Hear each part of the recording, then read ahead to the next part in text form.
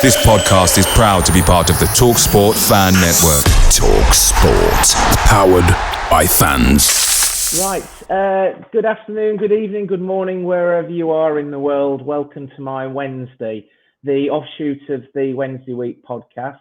This is where each of us after the podcast get a chance to sit down with a Wednesday fan and have a chat about Sheffield Wednesday. It's a bit like we're sat in a pub, but I think both of us today are sat at work. So it's great to introduce you all to Andy Slater, who's some of you might know him as a Sheffield Artist based here in Kelham, because I work in Kelham as well, so I'm not too far away from your studio, Andy. But what's more important is he's a Wednesday fan, and that's why you're here today. So good to see you, Andy. Thanks for having me. That's not a problem, mate. So let's get to the nitty-gritty, because we've all got a story of why we're here and why we're chatting. Why are you a Wednesday fan? Like a lot of people, it's not one of those things you ever chose or remember choosing. You just kind of are. And I grew up in Woodseats as well, so it wasn't necessarily a straightforward choice. But my dad's from Chapeltown originally, so luckily, right. Otherwise, if it had, been in Woodseats, we might have ended up for other side. So yeah, it's one of the things. Very rarely people choose. It's like because your dad supports them, or it's just one of those things. It was never a choice I remember making. It was just always supported Wednesday. Well, that's amazing, because the amount of people we've had to chat to who are legacy fans, I would call them legacy fans. So I'm one of those. My dad was a Wednesdayite. My gran, she lived in a house opposite Hillsborough Park, and I remember when I was a young kid watching them all going in. And my mum was from London Road, so obviously she was from the dark side of the city. Yeah.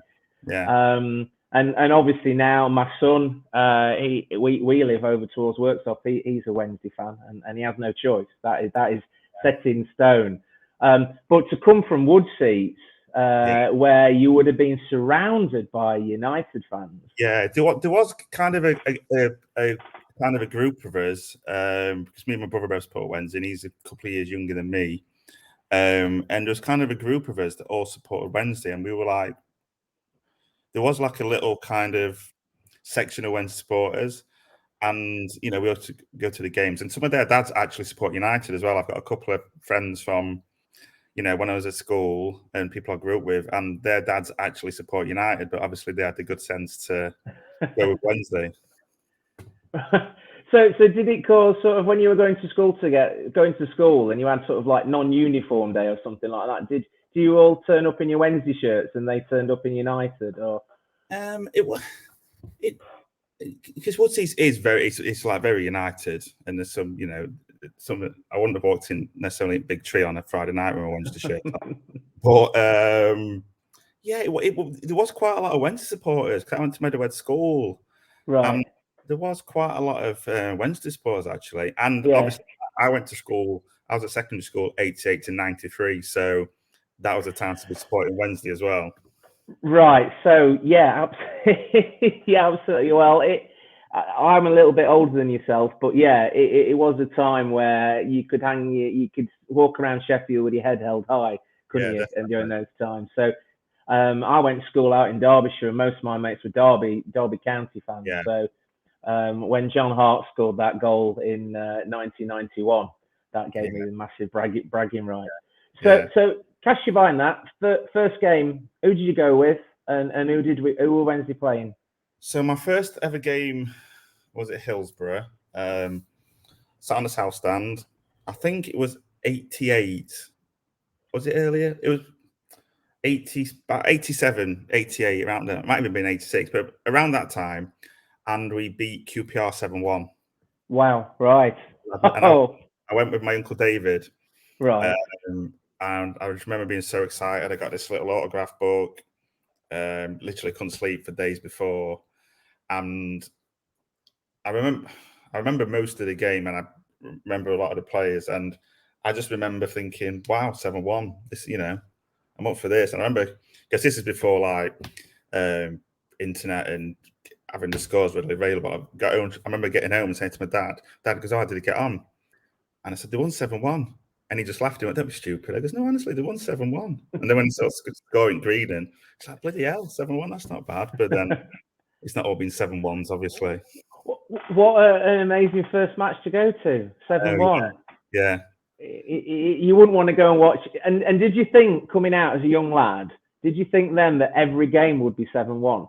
Do you know what? For me, it was just like I was that excited to go, and it felt like it was bigger then because there wasn't the games on the telly all the time. So it was almost like this mythical place that, you'd go past on the bus and I'd see it. And, every so often you'd see the crowd sometimes. And because I'd not been in, it was just, you couldn't really imagine what it was like. You wouldn't see it every couple of months on Sky or on iPlayer or something. So, I think I was that excited. I don't know if that would have necessarily kind of thrown me off.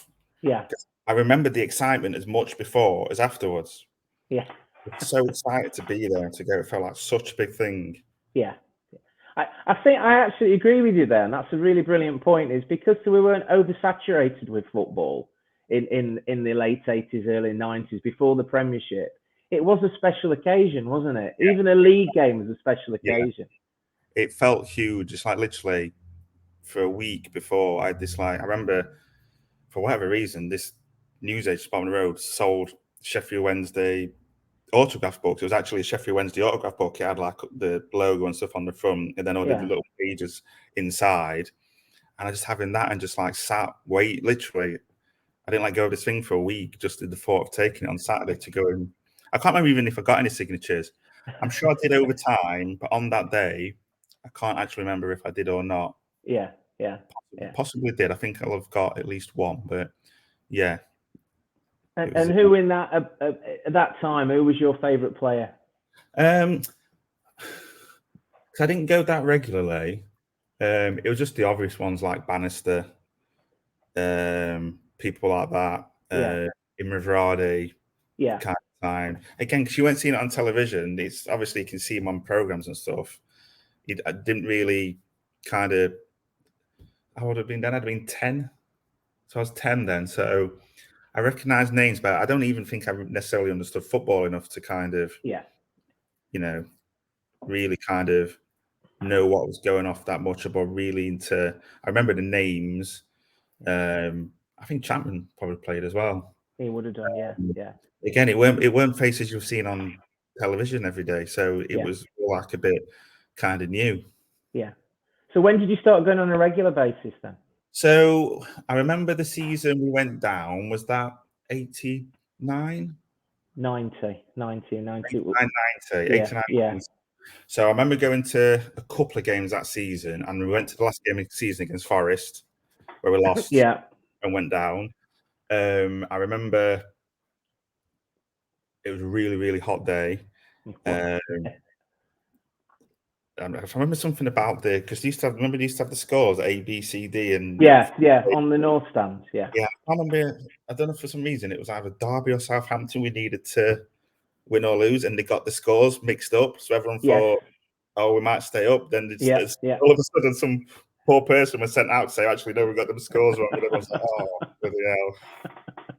And I remember, I might be getting my dates wrong here, but for some reason, I remember going home and being on Woodseas, and I think did United get promoted that season? Yeah, United, we went down. United got promoted. Yeah, I remember all these coaches coming from down Meadowhead, obviously from the motorway, full of United supporters, and they were like beeping their horns and stuff. And I just remember sat there thinking, "Oh, bloody hell!" But that was a very kind of early introduction to the Wednesday way.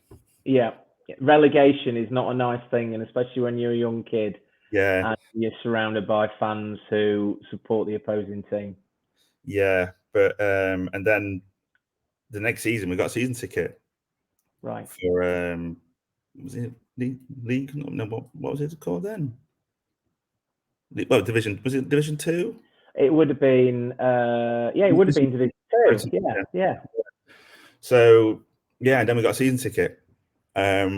Went to like all the games, and some of the games that season I remember more than season like 2, 3, 4 seasons ago. Yeah, I'm the same, mate. Absolutely the same. Especially the mid 2000s.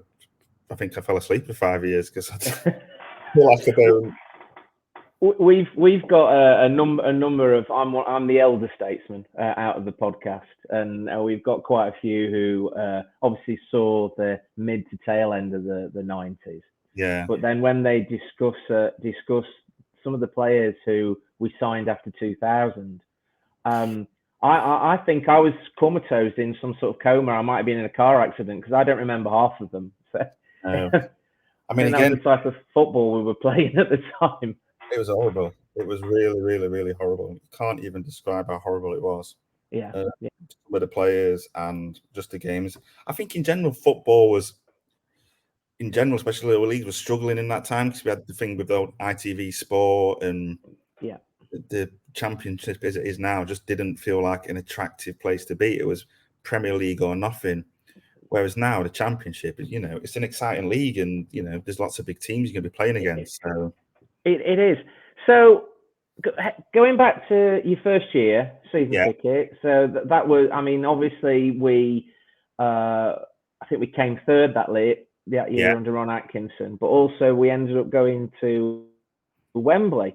Yes. Did you manage to get to Wembley that season? I did. Slept in the South Stand, queuing for tickets. So I remember I think tickets were going, I can't remember the exact day. Were they going on sale on a Sunday? No, it must have been the Sunday. So I remember we were playing Portsmouth away on the Saturday, and because loads of people listening to the radio while we were queuing for tickets. Because I remember that's when Palmer got sent off and he couldn't play in the final. Yeah. So couldn't play in the final, yeah. We were just thinking tickets go on sale on Sunday. We'll just rock up early Sunday morning to get tickets. But then my auntie, who lived up like Loxley way, she'd like been to shops or something, and she rang my dad up and she said, Andrew, she said, there's already people in the ground queuing up. So my dad was like, right, come on, we're going now. It was like 12 o'clock on Saturday. Yeah. And loads of people in the South Stand kind of car park going up to, because remember that old ticket office was beneath the South Stand, just like two little, and the car park was filling up. And then it started raining. So actually there's no cover or anything. So everyone was going to Wigs. Is it Wigs? B&Q down the road and buying big like plastic sheets. So it was like a little shanty town. And they were, and then eventually they were queuing right down front at Cobb and back down around North Stand. Yep, that was me. And everyone was kind of like, I think then they shut the gates, because then they said to everyone, they said, look, everyone in this bit now is more or less guaranteed tickets. So don't worry about where you are, trying to keep your players trying to film. You've got a ticket. Why they didn't just start selling tickets then, I don't know. Anyway. And then they just let everyone into South Stand, and we literally like slept on the seats in the South Stand. Wow, they're the old wooden seats at the time as well, weren't they? Old wooden seats. They're not particularly comfy now, but my God. So it's just such a bizarre notion that something like that had happened now. Yeah, well, I know. I was just thinking that, because the people who moaned about not getting tickets. I know, complaining about the ticket thing not updating quick enough. Yes, absolutely. It's just everything's spontaneous. They want everything. Everybody wants everything now.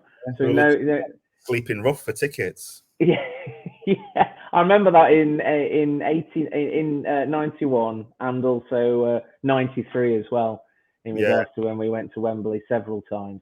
So your trip to Wembley in 91. How did you get down? How did you get down? What's your memories of that day? How do we get down? My dad didn't drive at that point, so I think we went with someone that my dad worked with. Again, I have like easy memory of it. Obviously, it was the old Wembley. Yeah. So I remember I'd been the year before. I think I'd been in 90. My dad took us. I think it was like a World Cup warm-up game. We went down to see England against Brazil.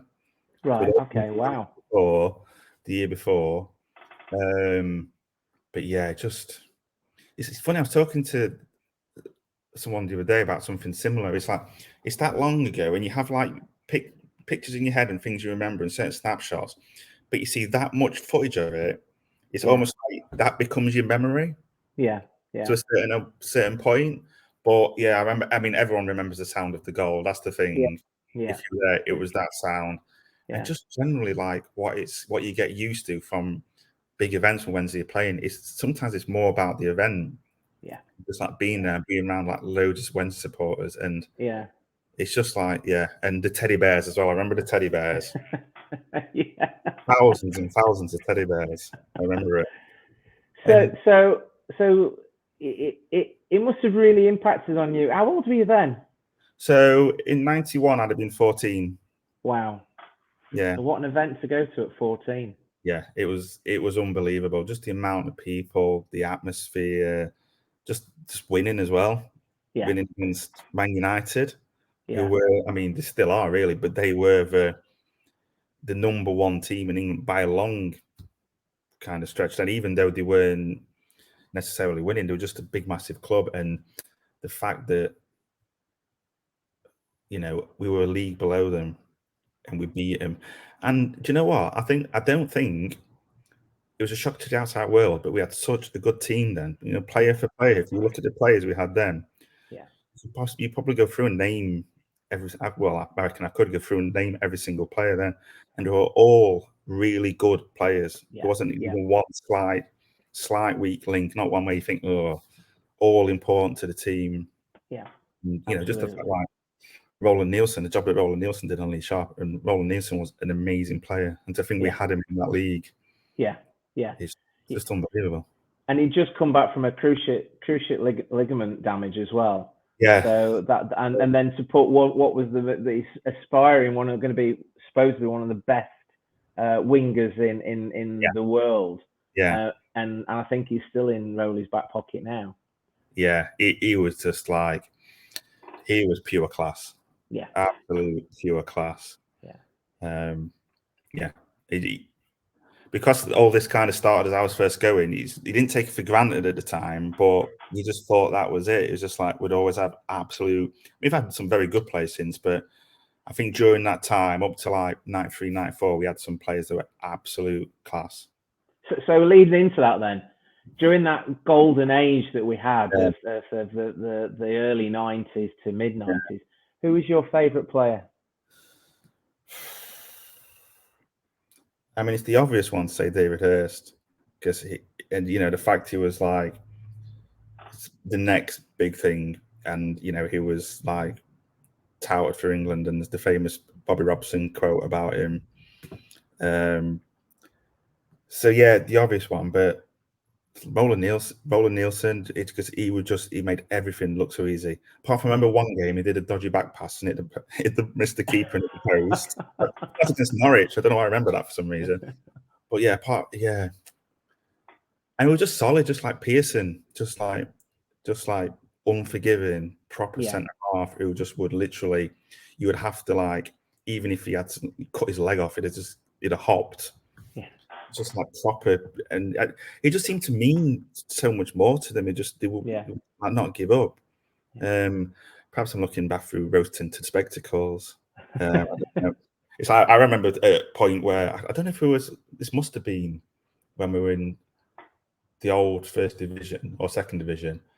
John Sheridan going through a bad patch, and all the crowd like booing Sheridan, and I was like, how are we booing John? I think he missed a penalty against Oxford or something like that. Yeah, that was the season we went up, so that was the same season, and he missed a penalty against Oxford. I remember a couple of games, a spell when they were like booing John Sheridan, and it's like John Sheridan. How can we? And that you said we take things for granted. Yeah. And that is the thing, isn't it? This huge talent on the pitch misses a penalty. I know, yeah. It's I mean, that's half the fun of being a football supporter, and to being very physical. It is. So we're in the. So obviously this next season, Big Ron left, didn't he? And Trevor took over. Yes. And we finished, I think, third that season. Yes, that was when we lost against Man United Fergie time. I think that was our kind of, when we lost that, it was definite. And Leeds won, and that was the end of the League One as it was. And the following year we started the Premiership. Yeah, and I think that year, the first season back up, and the next season, the first in the Premier League, were probably my favourite 2 seasons. Yeah. Why? Why is that? Just the players and the football as well. It's just, again, it's like the age thing as well. You go, you know, all your mates support Wednesday, and you live it and breathe it. And I used to get like the program every game, and literally one side of mine and my brother's room, when we shared a room, was literally just all the posters, you know, out of the middle of the programs. Yeah. Wednesday bed sheets. It's just like everything was about football and about Wednesday, and just the players. I remember, like, I mean, even if a lot of people can't sometimes say that Francis just lived off Atkinson's team and just kind of carried on what Atkinson had built up, but I still think Francis had some good players, and you know, we played some good football still. Still got to 2 cup finals. Not quite sure where it went wrong. There's lots of, you know, we could have this whole different podcast talking about that point. But I remember like when we're signing people like Chris Waddle and Des Walker and Chris Woods. A lot of people, you know, have the thoughts on Chris Woods, but he was the England goalkeeper. And, you know, I remember like Andy Sinton. He had a choice between us or Arsenal when he came to us. Yeah. And we were paying like Des Walker. Was he the most expensive defender at the time? Chris Woods was the first. Was he the first £1 million goalkeeper? Yeah, I think he was. Yeah. It's just bonkers to think about. It's crazy, isn't it, when you look at England, the England team now, and there are football players in the England team who are, you know, you've got a number of Arsenal players there. You've got the Tottenham core, Man City, obviously Man City. There's a lot.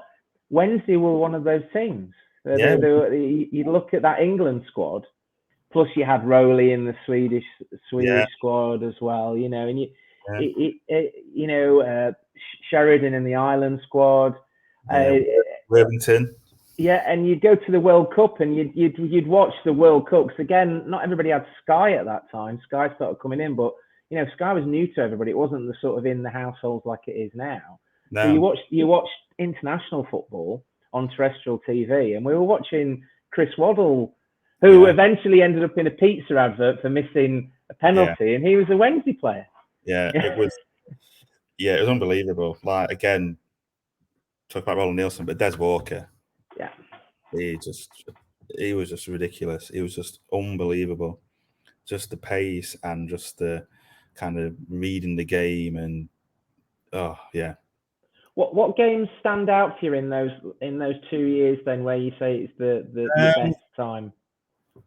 So I think games like, I think we won 4-1 a couple of times.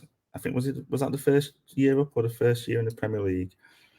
I think we beat like Palace 4-1 and QPR 4-1. Obviously the cup runs were pretty huge. The Blackburn semi-finals were great games. Warriors, that is absolute best. So I think the cup runs do, and again, I just remember like little things from like the review videos, because that was a big thing at the time.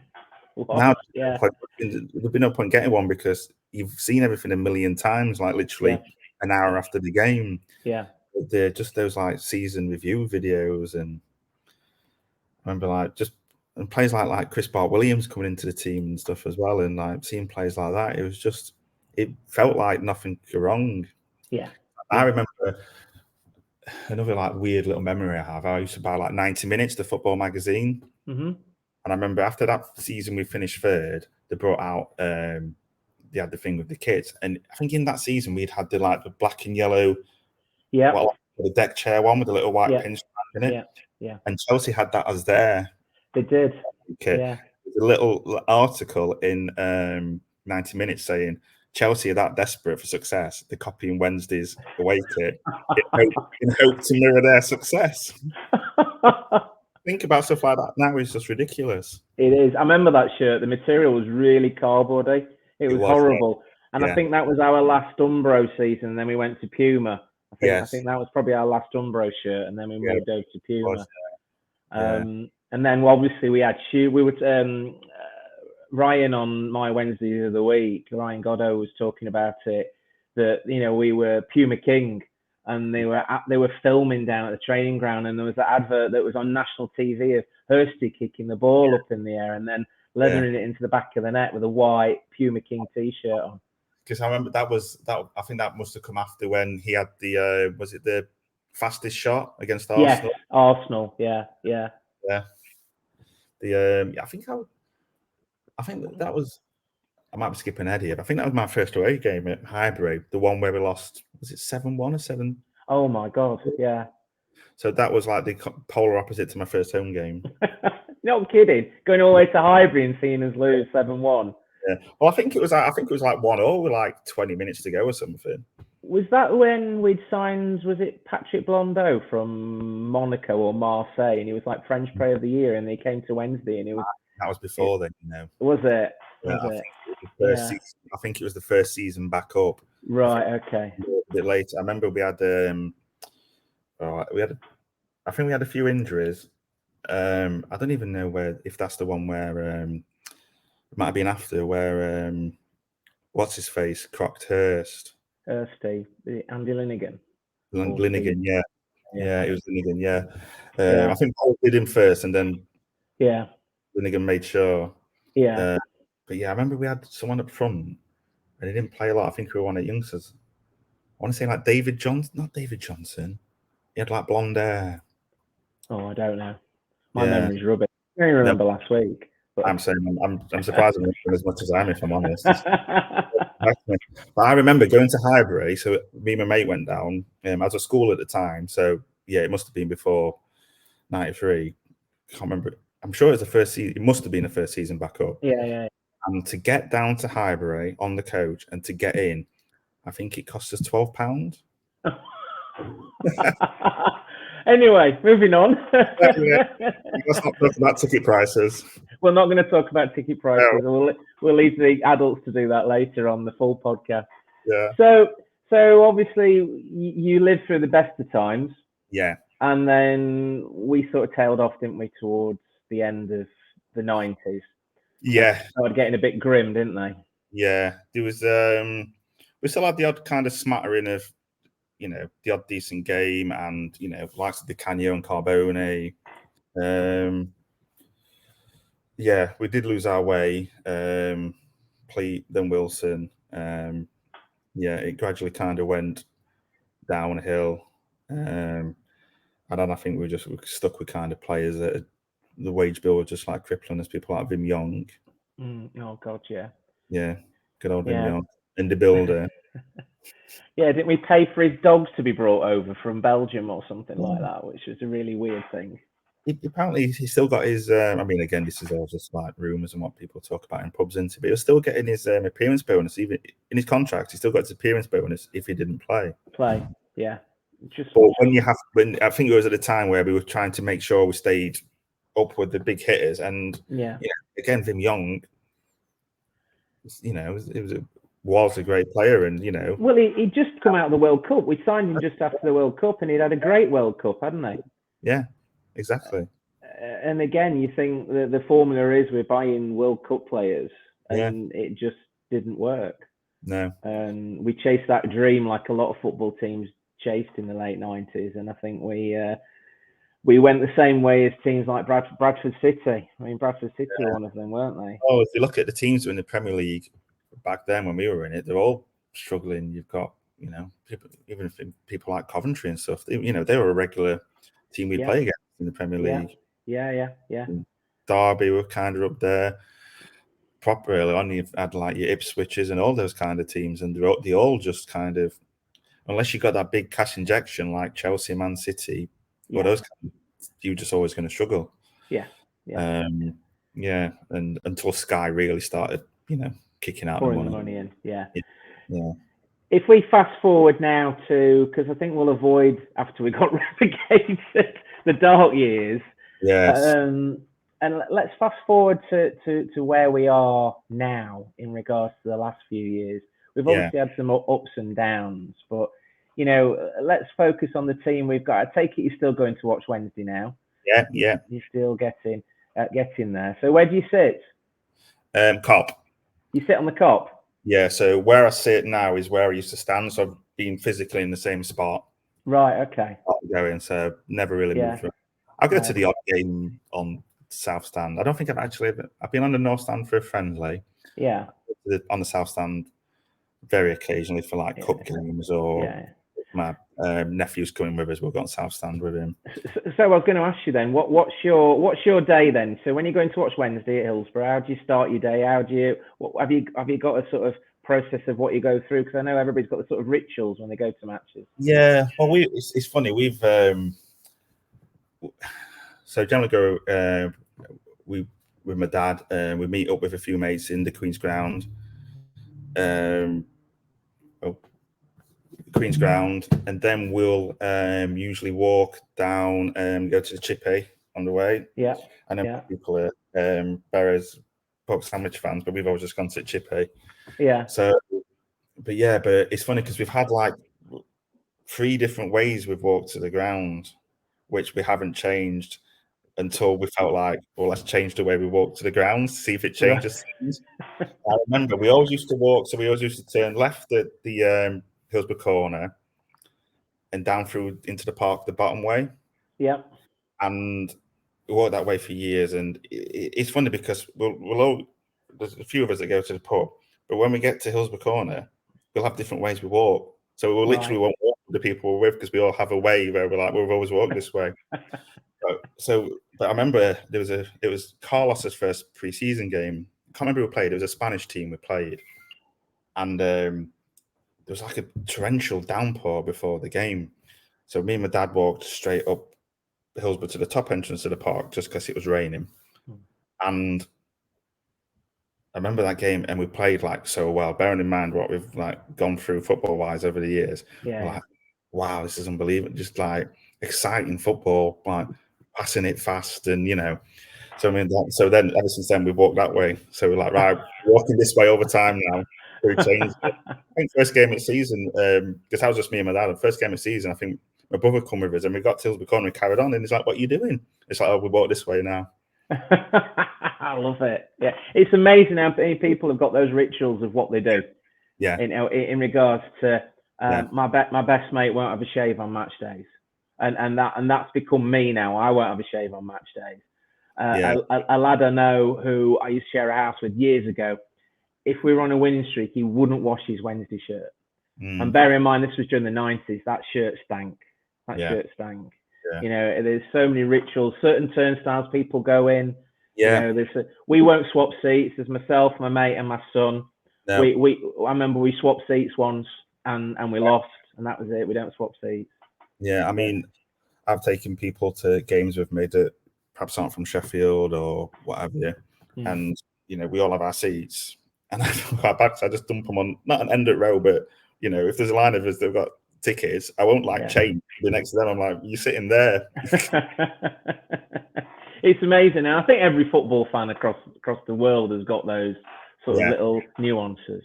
So it's half fun. It's just that it's nice to have that routine and to have that fun and all parts of it. It's almost like therapeutic. It's very comforting, and then you get to scream and shout and get rid of all of that anger from TV.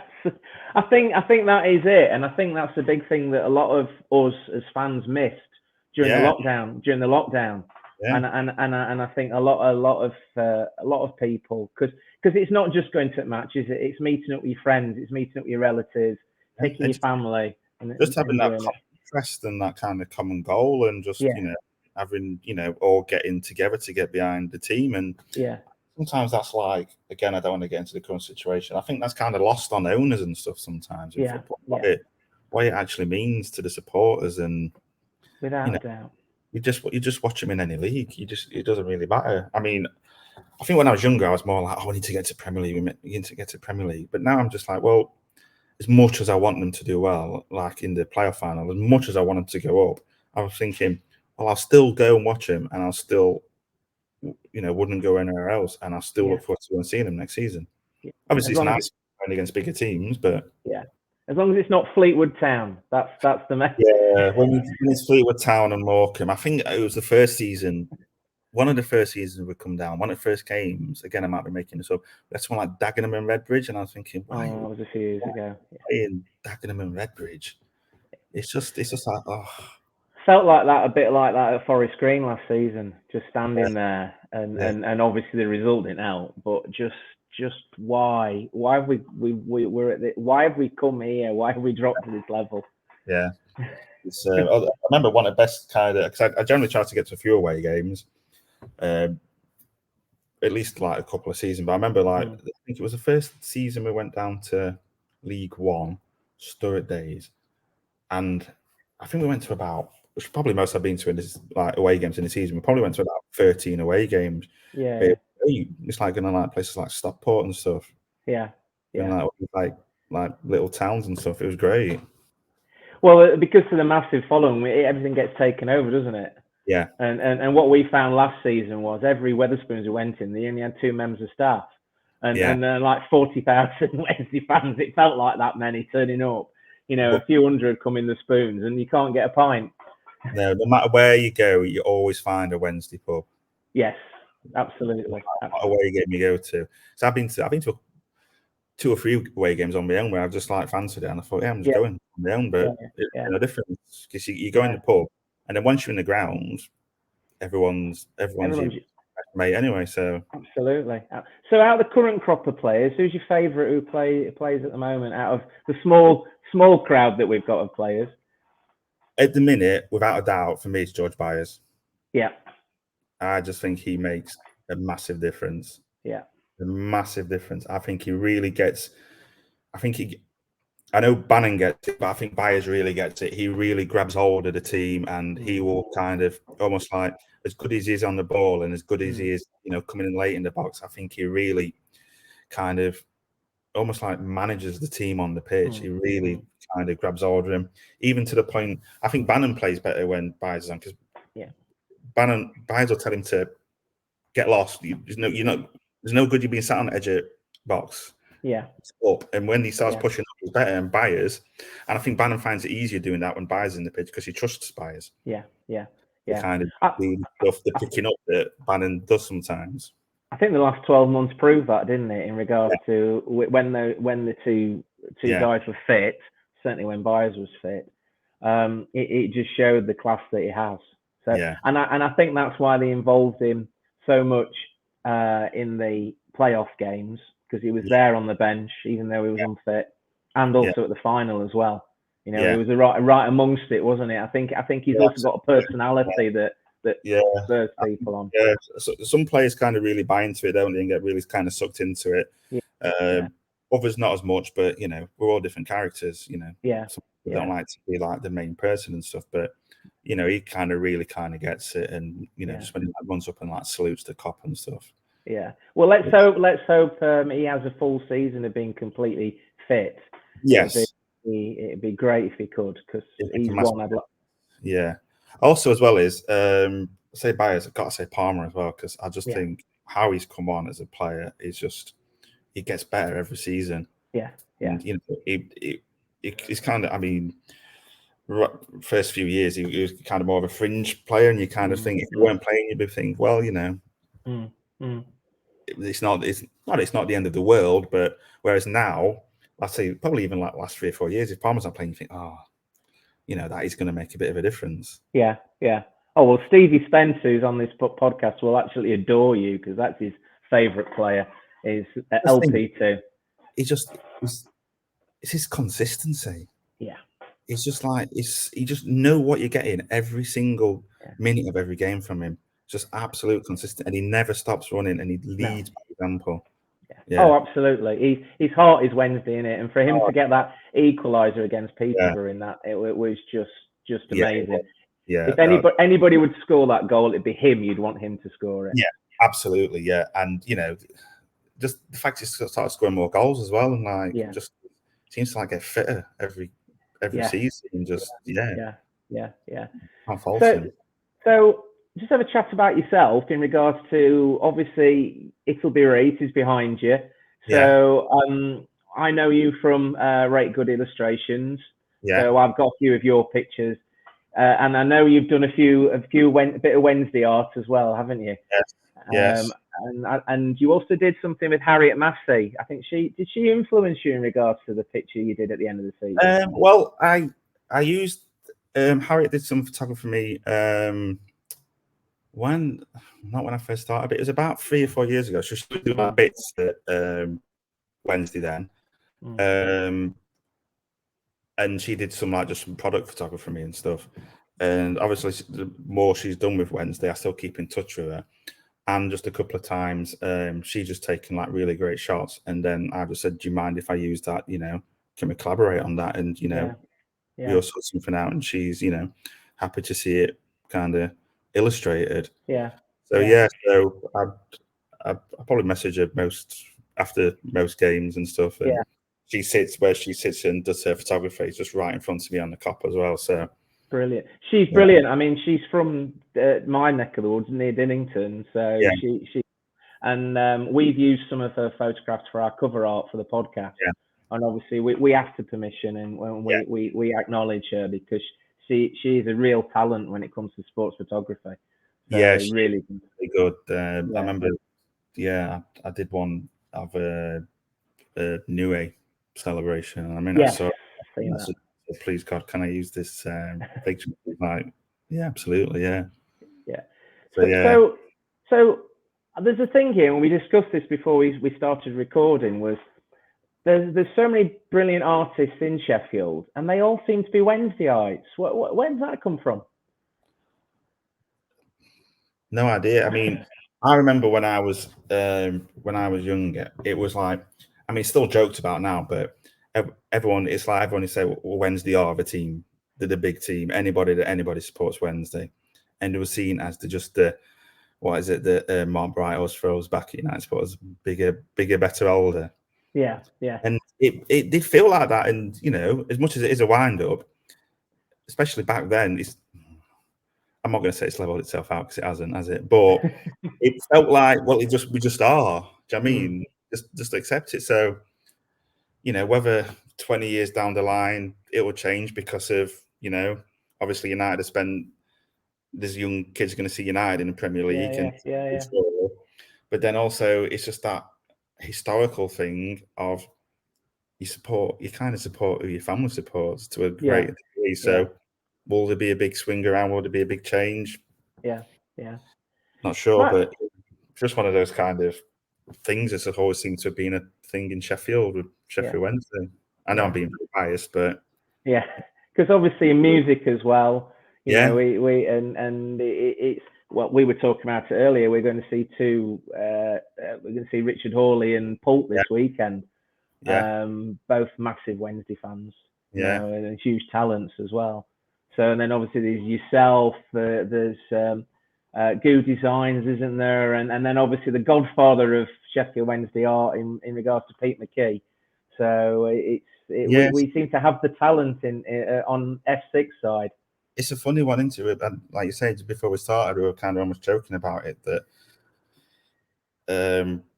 you can't really kind of explain it.